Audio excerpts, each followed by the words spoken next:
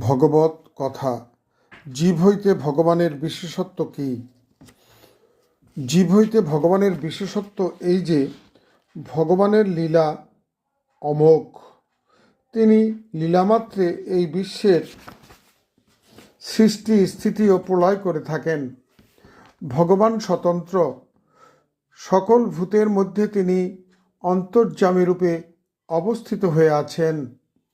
যে সকল মনুষ্য কুবুদ্ধি সম্পন্ন, তাহারা ভগবানের লীলা হৃদয়ঙ্গম করিতে সমর্থন হয় না।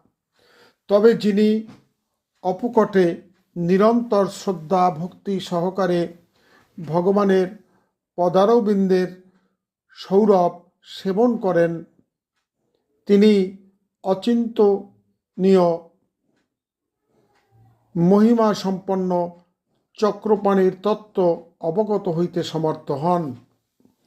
ভগবান ব্যাসদেব বেদতুল্য এই ভাগবত পুরাণ লোক মঙ্গলের জন্য প্রণয়ন করেছেন। বেদ ও ইতিহাসের সার সংকলন করে ভাগবত পুরাণ গ্রথিত করেছেন। তারপর নিজ পুত্র সুখদেবকে প্রথম অধ্যয়ন করিয়েছিলেন। মহারাজ পরীক্ষিতকে সুখদেব মহিষীগণ পরিবৃত গঙ্গা তীরে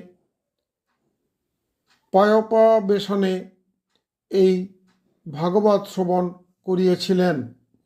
কলির আরম্ভ হবামাত্র শ্রীকৃষ্ণ ধর্ম ও জ্ঞানাদির সঙ্গে নিজ ধামে প্রণয়ন করিলে তখন জীবগণের জ্ঞান দৃষ্টি লুপ্তপ্রায়।